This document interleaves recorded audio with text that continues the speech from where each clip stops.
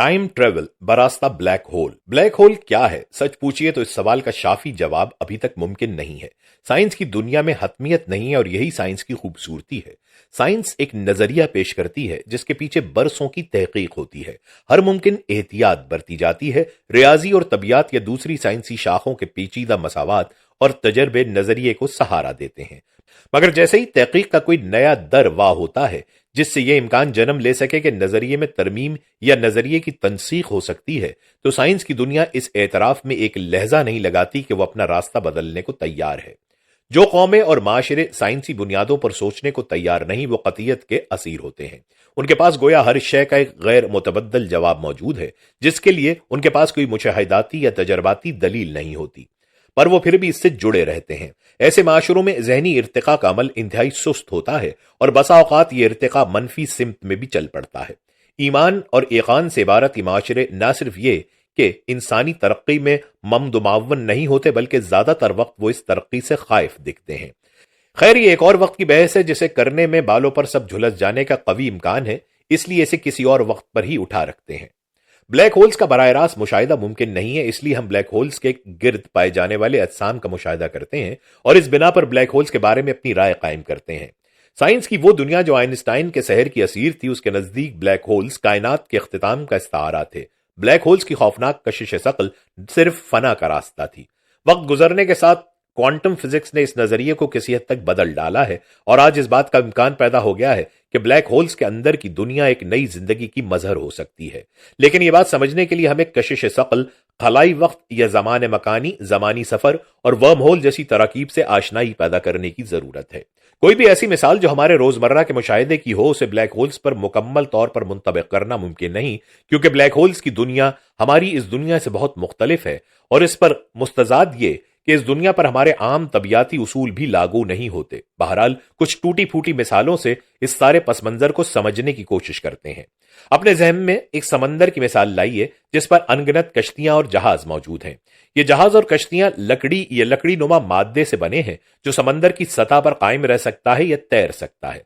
समंदर का पानी गैर शफाफ है, इसलिए तह में क्या है या तह कितनी गहरी है यह जानना मुमकिन नहीं है।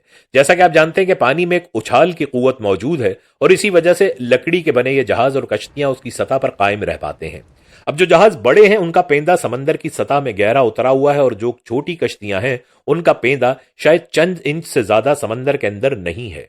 आप समंदर की सतह को अपनी कायनात के जमाने मकानी की सतह या स्पेस टाइम फैब्रिक समझ लीजिए।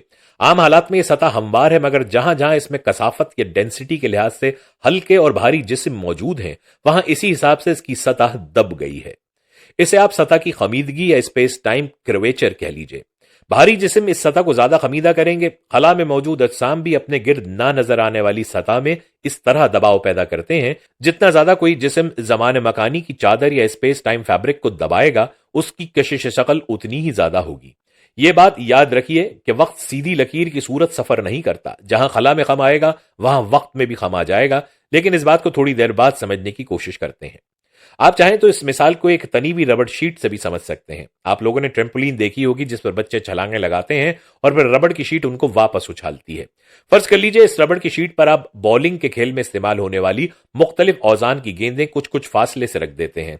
अब जहां जहां वजनी गेंद रखी होगी वहां से रबड़ की शीट ज्यादा दब जाएगी और इसी वजह से इर्द गिर्द पड़ी कम वजन की गेंदें उसकी तरफ आएंगी। जितनी वजनी गेंद होगी उतना ही उसका असर अपने इर्द गिर्द के अजसाम पर होगा। ये इसकी कमियत और कशिश सकल की मुनासबत है। वजनी अजसाम या बड़े सितारे स्पेस टाइम फैब्रिक्स में ज्यादा खम डालते हैं और इस वजह से उनकी कशिश छोटे अजसाम की निस्बत बहुत ज्यादा हो सकती है।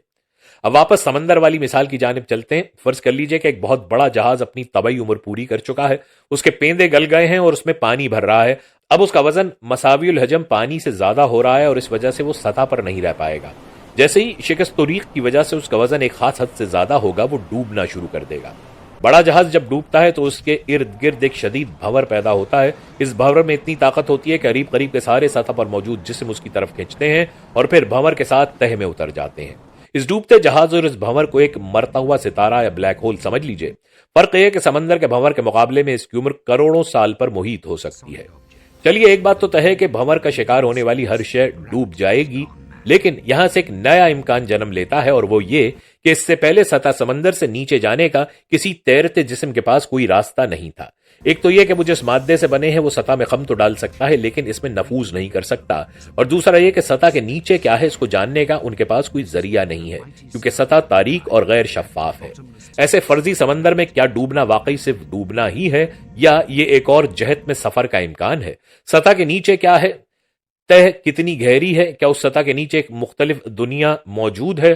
سطح سے نیچے اترے بغیر ان سوالوں کا کوئی جواب نہیں ہے، اور سطح سے نیچے جانے کا واحد راستہ بھنور سے ہو کر جاتا ہے۔ بھنور کے پار موت ہے یا نئی زندگی کا امکان؟ اس سوال کا جواب ڈھونڈنا ہے۔ ہماری کائنات کا مسئلہ بھی کچھ ایسا ہی ہے۔ ہم اسپیس ٹائم فیبرک کی سطح پر تو دیکھ سکتے ہیں لیکن اس کے پار دیکھنے کے قابل نہیں ہیں۔ دوسرا مسئلہ یہ ہے کہ کائناتی وسعت اس قدر ہے کہ جو کچھ ہمارے مشاہدے میں ہے وہاں تک سفر ممکن نہیں، اور تیسرا مسئلہ یہ ہے کہ اس کی حقیقت وہ نہیں ہے جو ہمارے مشاہدے میں ہے۔ آئیے آپ کو ورم ہول سے متعارف کرواتے ہیں۔ زمان مکانی کی سطح کی مثال کو تھوڑا بدلتے ہیں۔ ایک کاغذ لیجئے اور اسے اپنی کائنات کا ایک حصہ سمجھ لیجئے۔ اب اس پر بہت سارے گول دائرے بنا لیں، ہر گول دائرہ گویا ایک ستارہ یا سیارہ ہے۔ سمجھیے کہ کاغذ کے دائیں کنارے پر موجود دائرہ آپ کی زمین ہے اور بائیں کنارے پر موجود الفا سینٹری نامی ستارہ ہے۔ اب کاغذ کی سطح پر سفر سیدھی لکیر میں ہوگا اور اس میں لگ جائیں گے 1,00,000 سال، کیونکہ ہماری رفتار کائناتی تقابل میں ایک جرثومے کی رفتار سے بھی سست ہے۔ اب ایک کام کیجئے، کاغذ اٹھائیے اور اسے بیچ میں سے تہ کر دیجئے۔ اسے ہم کہیں گے اسپیس ٹائم فیبرکس کا فولڈ ہونا یا زمان مکانی کا طے ہونا۔ کاغذ کے طے ہونے کے بعد آپ کی زمین اور الفا سینٹری اب بھی کاغذ کے مخالف سمت میں ہیں لیکن ساتھ جڑ گئے ہیں، اور ان کا فاصلہ صرف اتنا رہ گیا ہے جتنا کہ کاغذ کی موٹائی کا دگنا، اور یہ فاصلہ سابقہ فاصلے کے مقابلے میں نہ ہونے کے برابر ہے۔ آپ ایک پینسل لیجئے اور اس کی نوک سے زمین کے دائرے پر سوراخ کیجئے۔ دوسری سمت پینسل کی نوک الفا سینٹری پہ جا نکلے گی۔ یہ سوراخ ورم ہول کہلاتا ہے۔ ورم ہول کے پار کی دنیا این ممکن ہے کہ 4 نوری سال قبل کی دنیا ہو۔ اسٹیون ہاکنگ کہتا ہے کہ مستقبل کا سفر ممکن ہے لیکن ماضی کی طرف پلٹنا مشکل ہے۔ سائنسدان ورم ہول کے پار موجود مقام کے بارے میں یہ شک رکھتے ہیں کہ وہ ماضی سے تعلق رکھ سکتا ہے، لیکن کہانی یہاں تک ختم نہیں ہوتی۔ آپ ایک کاغذ کے اوپر دوسرا کاغذ رکھ کر طے کریں، اب جو سوراخ ہوگا وہ این ممکن ہے کہ آپ کو کسی اور کائنات میں سفر کا راستہ مہیا کر دے۔ ورم ہول اگر بن سکے تو کائنات کی تسخیر ممکن ہے، دور دراز کہکشاؤں تک جانا ممکن ہے، سفر الوقت یا ٹائم ٹریول ممکن ہے، ماضی اور مستقبل میں جھانکنا ممکن ہے، اور اس سب سے آگے اس کائنات کے پرے اور کائناتوں کا سفر بھی ممکن ہے۔ ہمارا ازل اور ابد کا تصور ہماری کائنات کی تشکیل اور فنا سے جڑا ہے۔